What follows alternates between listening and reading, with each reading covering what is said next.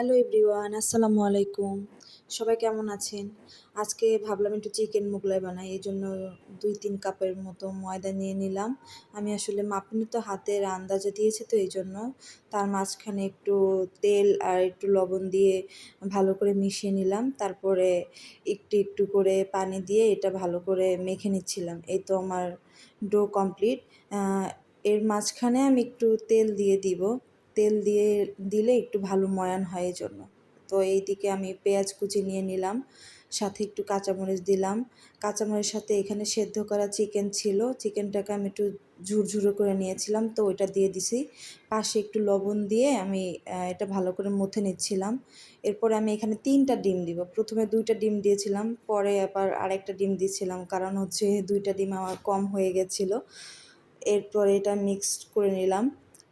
আর তো এইদিকে আমি এটা রুটি বেলে নিচ্ছি পাতলা করে। তো তার মাঝখানে আমি পরিমাণ মতো ডিমের পুরটা দিয়ে তারপরে এটা ভালো করে ভাঁজ করে দিব, যাতে পাশ দিয়ে হচ্ছে ডিমের যে লিকুইডটা আছে ওটা বের হয়ে না যায়। তো এখানে দিয়েছিলাম, আমি যেভাবেই ভাঁজ দিই না কেন আল্টিমেটলি কড়াইতে দেওয়ার আগে পরে হচ্ছে আমার একটু ডিমের বের হয়ে যাবেই।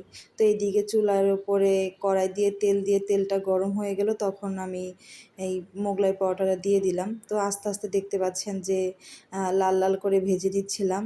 আর খেতে খুবই মজা হয়েছিল, সবাই বলছে যে খুবই মজা হয়েছে। তো প্রথমটা আমার খুবই ভালো হয়েছিল, দ্বিতীয়টাও ভালো হয়েছিল, কিন্তু হচ্ছে লাস্টে আপনারা দেখতেই পাবেন যে ৩ নাম্বার যেটা ওইটা আমার হচ্ছে খুবই পুড়ে গেছে। অবশ্যই এখানে আমার অ্যাড করা হয় না। এই তো আমি পরোটাগুলো কেটে নিচ্ছিলাম। আর এই তো ফাইনাল লুক। খুবই মজা হয়েছে, সবাই বলেছে যে খুব মজা হয়েছে। তো এই পর্যন্ত, সবাই ভালো থাকবেন। আসসালামু আলাইকুম।